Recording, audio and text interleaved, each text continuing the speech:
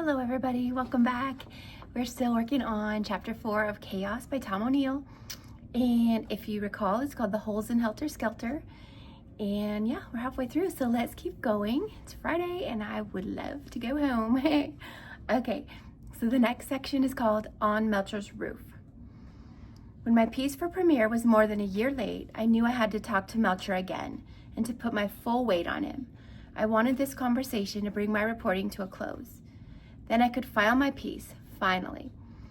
Months of constant interviewing had honed my strategy. If I could get someone on the phone in a talkative mood, I'd suggest an in-person meeting that same day, which would minimize the chance that they'd get cold feet. I'd be ready to go at a moment's notice, showered and dressed with notes, questions, documents, and tape recorders in my bag by the door. Such was the case on the day I phoned Melcher, July 3rd, 2000. Surprisingly, he picked up. Even more surprisingly, I caught him in a lively frame of mind. Most surprisingly of all, he said he'd meet me on the roof of his apartment building in 15 minutes. That sounds weird. Like, are you gonna throw me off your roof? Like, what? That sounds strange to me. I bolted out the door and drove over to his high-rise on Ocean Avenue in Santa Monica, dwelling all the while on his choice of venue, the rooftop. I imagined some kind of bleak, desolate place, the sun beating down on us as ventilation fans whirred. Instead, I bounded into his lobby and took the elevator up to find a rooftop lounge with a bar, a pool, and a kingly view of the Santa Monica Bay. That sounds pretty good, actually. Melcher lived in one of the penthouse suites, and there he was, sitting on a couch with a drink in his hand. Though it was a gorgeous day and anyone in these luxury suites could access the roof lounge, we were up there all alone. He was wearing a gold shirt and aviator sunglasses that he didn't take off until midway through our conversation. When I arrived, he disappeared into his kitchen to leave his drink there. I got the sense it wasn't the first he'd had. Considering how much time and energy I'd devoted to Melcher, I couldn't believe I'd never laid eyes on him before. You guys ever seen Terry Melcher? He looks kind of lizardy to me. I don't know. Maybe that's mean. I'll put a picture of him up here. He had a pronounced abdomen but skinny legs. His long, wispy, blonde-gray hair fell over his ears and across his forehead. His face was swollen and wet, with high cheekbones.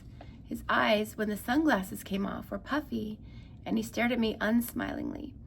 Around the mouth and chin, he resembled his mother, Doris Day, and he spoke in a kind of high-pitched, halting half-whisper. That's weird. He sounds kind of like what he's describing sounds like kind of the typical symptoms of alcoholism, if you ask me.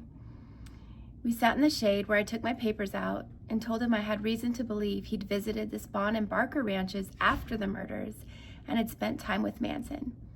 The only reason I know the Barker Ranch name is because that's where they arrested them and caught all those people, he said.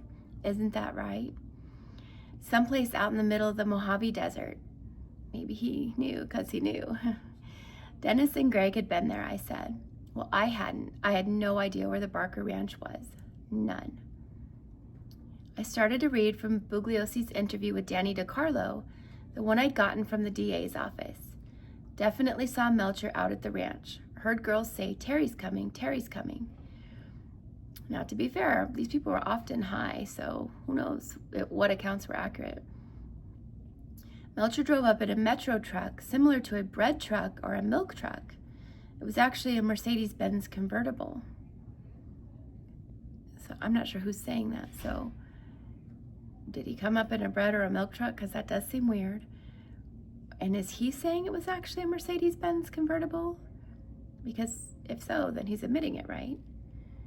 This is after the murders, I emphasized, between August 16th and the second week of September.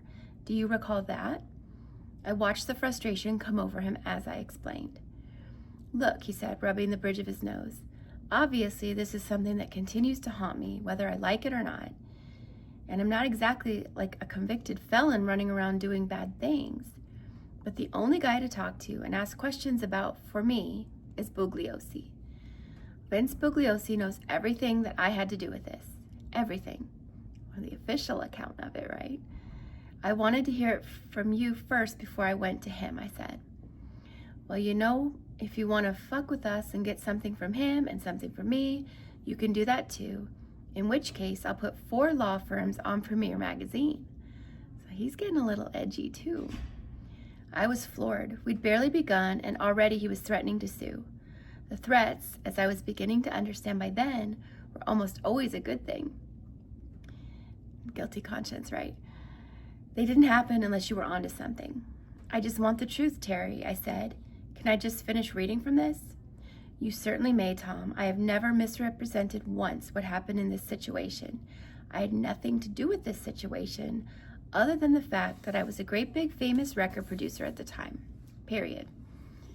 Pressing ahead, I pulled out the LASO files and soon reached the most damning lines. Melcher was on acid, on his knees. Not true, he shouted. Not real. Hey, I was a Columbia Records producer. I was the biggest Columbia Records producer on the West Coast. I was simply looking at acts. I went out there to the Spawn Ranch, met them. I'm awfully lucky to have gotten out of there alive. He adamantly refuted the idea that he'd been to the Spawn Ranch more than the 2 times he testified to at trial, both in May 1969. Rudy Altobelli is one of my sources, I said. He called you and you said Vince was supposed to take care of all that, and now it's all resurfacing. No, I never told Rudy that. Like Rudy, we were friends.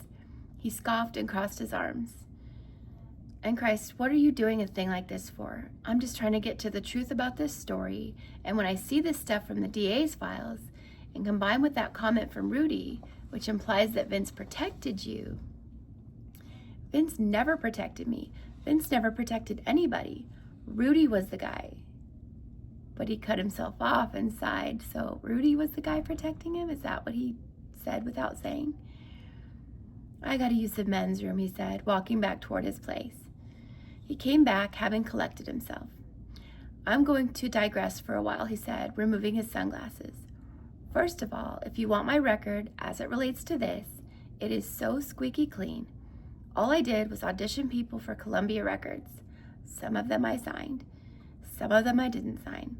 I never once spent 1 second with these girls, although at one point, when they were in jail, like 25 of them said I was the father of all their children, and that put me in bed for about 3 weeks.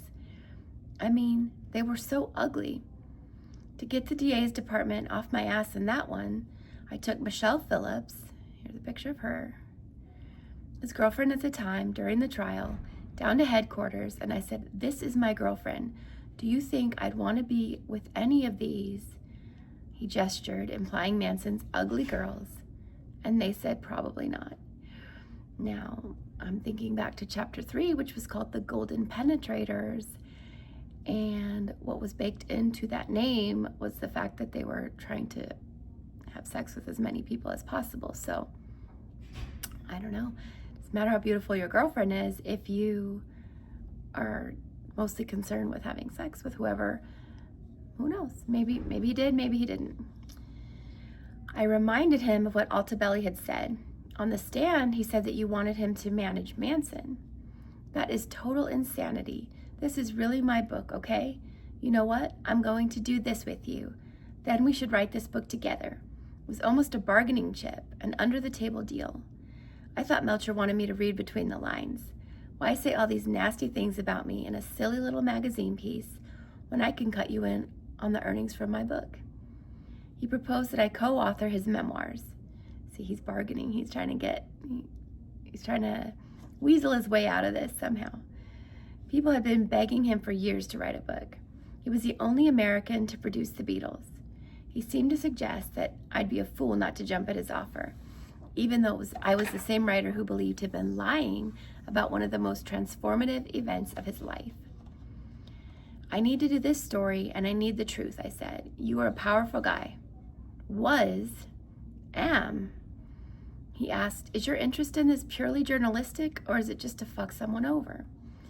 I stressed again that I had no desire to smear him. I just wanted to know why these files told such a strikingly different story from the one Bugliosi had pursued. Dennis Wilson was the only one that really knew what was going on, Melcher said. Well, a minute ago he said it was Altobelli, right? He's talked about it in various ways that sounds like he knew all about it. He was there. Well, that's convenient because he's dead and no one can ask him, right? Melcher seemed put upon by the effort of discussing Manson, as if it were a minor nuisance that he'd long ago put behind him. After a while, you get used to it. It's a terrible thing to say, but you kind of get used to it. And then, once more, he acted like he was ready to cut a deal. So what's the best thing that you and I can do about it? You probably got those skills from the record business, huh? Getting people to, bargain for what they wanted. The interview suddenly had the air of a tense negotiation. There has to be an explanation for this, I said, turning the conversation back to the papers from the DA and LASO. Why was this in the files? How was it suppressed? Why? If they were lying to Carlo and Watkins, I meant, how did they testify to other significant factors? I have no idea where that second ranch is, Melcher said. I have no idea in the world. It could be in Kuwait. He rose to get a bottle of white wine, half full, and pour himself a drink. You're welcome to share that, by the way, he said. He'd brought only one glass. If it's true that you were at the ranch after the murders, it undermines the entire Helter-Skelter motive for the prosecution, I said. I'm curious why you would want to talk to me about this, he said, almost muttering. Because nobody's ever had this information that I have about you at the ranch afterward. At that point, Melcher dropped his lawyer's name, Joe Lavely. Do you know who he is? He can shut down everything, networks, magazines, anything. He asked me to fax him a draft of my story. I told him I could not do that. Melcher leaned forward. You know I like you, he said, looking at me in the eye. If I didn't like you, I'd take your briefcase and throw it off the balcony, okay? I happen to like you, so I hope you'll be fair. That sounds like a threat, I said, but I will be fair with you. That's not a threat, it's the truth. It was the truth, of course, that Melcher had the means to follow through. He could try to sue me or Premier. He could leap up and toss my papers, all photocopies, off his rooftop. But I wondered what he would really do. As unnerving as it was to sit across from him, getting no admissions from him whatsoever, I stayed calm by wondering what form his antagonism could possibly take, considering I was confident I had solid reporting on him. I know you have money, resources, powerful lawyers, I said, aware that the interview was next to over, but that's not going to stop me from writing my story, and there's no way you can shut it down with all of that, because it's the truth, and you can't shut down the truth, Terry. And soon I was in the elevator and on the ground again, looking up at his building in the sun. I felt the mix of exhilaration and frustration that often followed my biggest interviews, when I felt I'd made headway in some unpredictable direction. No, I hadn't cracked Melcher, but I had his bizarre behavior to report, his threats, his offer that I co-author his life story, and perhaps most important, the first on-the-record answers about Charles Manson he'd given since 1974. What I still didn't know was when or how all of this was going to end. All right, the next part is Coda, which, if you'll remember, means conclusion. They used to call me an angel. I never saw or spoke to Melcher again. He died in 2004 at age 62 of cancer. To my knowledge, he never gave another interview about Manson or wrote his memoirs. His death foreclosed the possibility of learning so much about the family, about their true motivations for the murders, their ties to the Hollywood elite, and their ability to go undiscovered for so many months after the grisly crimes. I remain convinced that Melcher had more of the answers than he let on, and that he cast himself as a bit player in Manson's world when his role was much larger. I don't think I'll ever be able to explain the discrepancies in his story to my satisfaction. After my confrontation with him that day, I turned my attention elsewhere, though even from a remove, Melcher continued to pop up in my reporting. And because of how tantalizingly close I'd felt I'd been to unearthing something, I couldn't stop from ruminating on some of the questions I'd had about him. Why had he moved out of Cielo Drive? Did he ever record Manson? What was his true relationship with Tex Watson and Dean Morehouse? Most of all, was it possible he could have prevented the murders at the house through some kind of intervention with Manson, or by warning the victims, or just by calling the police. With Melcher and Dennis Wilson both deceased, you might be wondering, why not get some answers from that third and final golden penetrator, Greg Jacobson? I did end up finding him. Actually, we spoke well before I ever got to Melcher, in the first months of my reporting, before I knew my way around the story well enough to push back on some of his claims. In a sense, Jacobson is more mysterious than Melcher or Wilson. Unlike those two, he didn't come from privilege. An orphan, he was adopted by the chief of police in St. Paul, Minnesota. When he was 12, his adoptive father died, and he moved with his mother to Los Angeles, where he was soon rubbing elbows with the sons and daughters of celebrities. He parlayed these connections into a career on the periphery of Hollywood, taking gigs as a stuntman, an actor, and a talent scout, and racking up a few arrests along the way. But it was his past that attracted Manson to him. As an orphan, Jacobson held a special place in the family's mythology. Well, Charlie would identify with that, right? His mother wasn't, she pretty much wrote him off at a very young age. Manson loathed the influence of parents, and Jacobson, despite his adoptive family, was held up as a parentless icon. They used to call me an angel, Jacobson told me, because I came into the world without parents. Dennis Wilson's biographer, John Stebbins, believed Jacobson, testified to protect Wilson from having to do the same. Wilson gave Jacobson co-writing credits, and therefore a steady stream of royalties, on many of his songs, even though Jacobson had no idea what he was doing in the studio, where it seemed he didn't know a guitar string from a piano key. That's interesting. Why would you do that? I don't know. Why were they so protective of this guy? In 1999, Jacobson wanted $100 an hour to talk to me. When I made it clear that I wouldn't pay him, he claimed that the passage of 30 years had fogged up his memory. Jacobson contradicted himself with nonchalance. Consider the theft of the green spyglass, for instance. This was a huge point in the trial. Jacobson testified that Manson had called him before the murders, asking him if Melcher had a green spyglass at his new address in Malibu. When Jacobson said yes, Manson responded, "He doesn't anymore." This proved that Manson knew that Melcher had moved out of the Cielo house. And yet, speaking to me, Jacobson dismissed the whole episode. I don't know how much of that is legend and how much of it is true. If it's in the court record, then it's probably not legend, right? He said that about something he testified to under oath. I think there was a good chance that Manson didn't know that Melcher had even moved. I found dozens of discrepancies between his statements on the stand and his statements to me. Sometimes, sorting through old news items, I'll chance upon something that reminds me of how much remains unsaid here. I found a November 1970 bulletin from the Associated Press, headlined, "Defendant in Tate Trial Well Liked." It noted the curious affection that Melcher and Jacobson held for the man who'd brought so much scrutiny on them. Jacobson frequently smiled at Manson, the report noted, who upon leaving the courtroom one day said to Jacobson, "Come see me." What are we supposed to make of that friendliness and of the insider knowledge it assumes? That is kind of odd, right?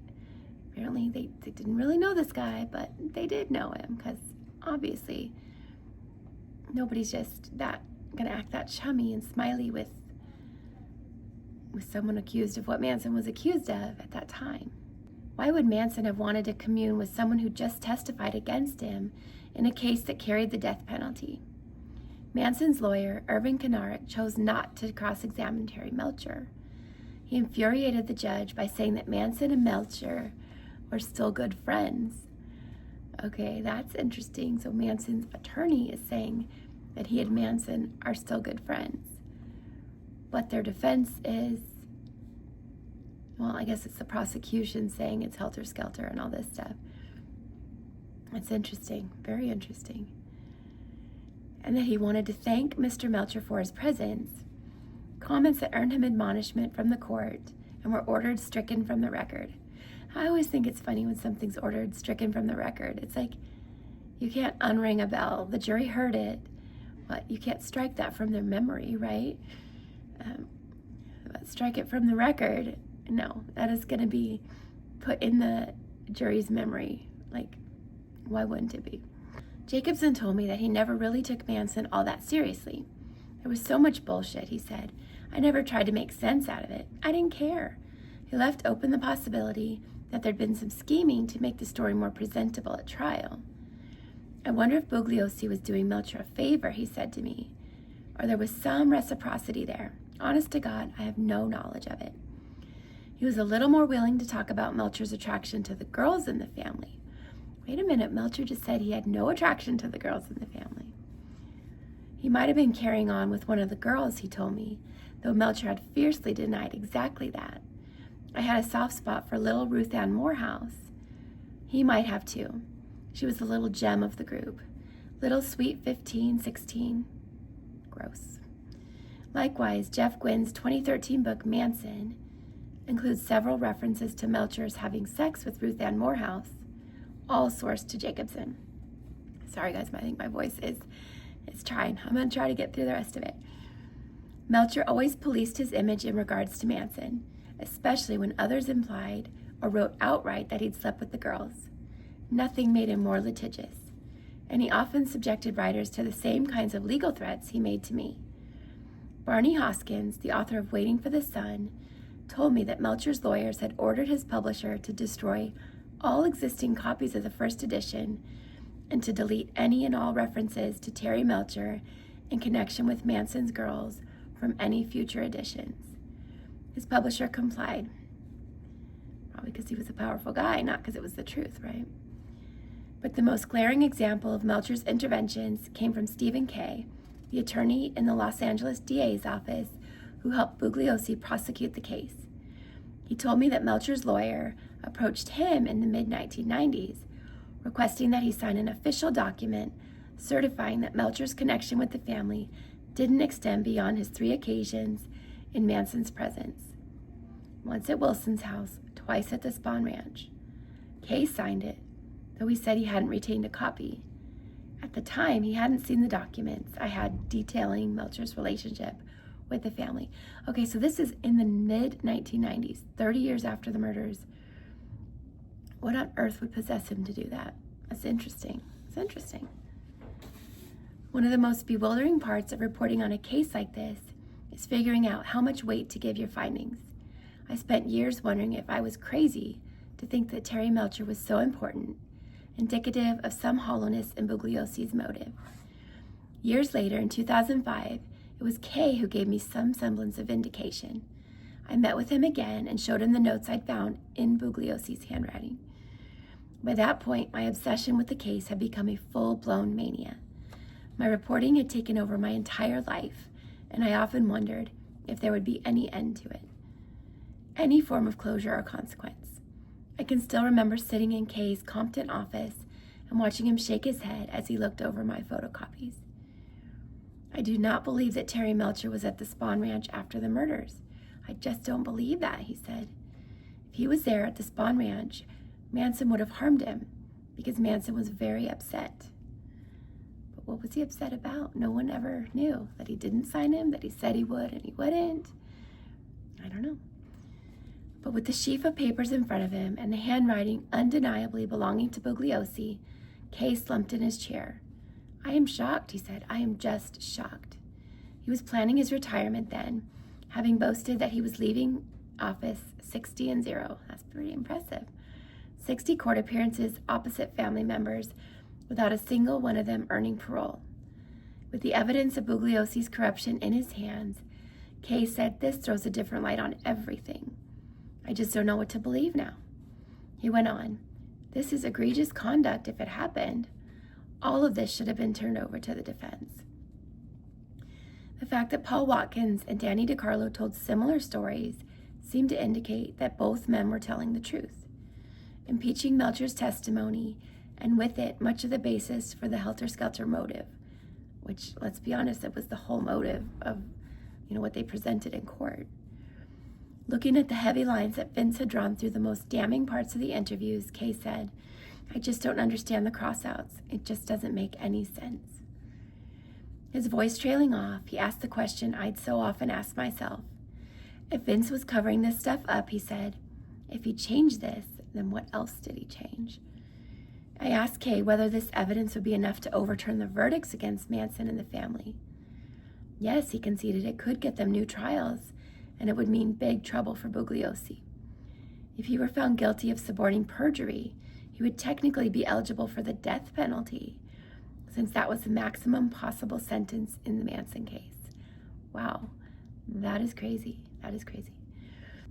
I wasn't on some crusade to prove Manson innocent or to impugn Bugliosi's name. I just wanted to find out what really happened. Kay, sitting across from me that day, seemed to be struggling with the same thing. Neither of us could grasp why Bugliosi had covered this up, or how Melcher and his friends had for so many years consigned the truth to the realm of rumor and hearsay.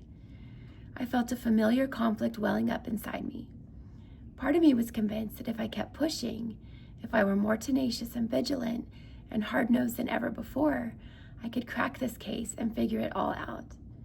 The other part of me feared that I was too late. Powerful interests had aligned themselves against the truth. Now, part of me wonders, okay, if that was in the 1990s, I don't know what year Manson died. I'll look it up and put it here. But, I mean, can you imagine if this book had come out 10 years earlier, 20 years earlier, I mean, and Bugliosi was found to be, this stuff was found to be true? Can you imagine if all of the family and Manson got a new trial just because of shenanigans by the prosecution that could have gone who knows how? I mean, they could have gone the same way, they could have had the same verdict, but I don't know. It's huge. It's a huge deal. And I mean, is that why Tom O'Neill waited? I don't know. Did he want more concrete proof? It's hard to say. But all right, thank you guys for sticking around. It's my anniversary, so I gotta get home to my husband. I don't know what we're doing yet. Anyways, yeah, I think it's interesting. It's only gonna get more interesting. And this is nothing compared to how the book ends. Anyways, like I said, thanks for sticking around, guys. Thanks for putting up with my voice. It's still not all the way back, but it's getting there. It's getting there. All right, you all take care of yourselves. I'll see you in the next one.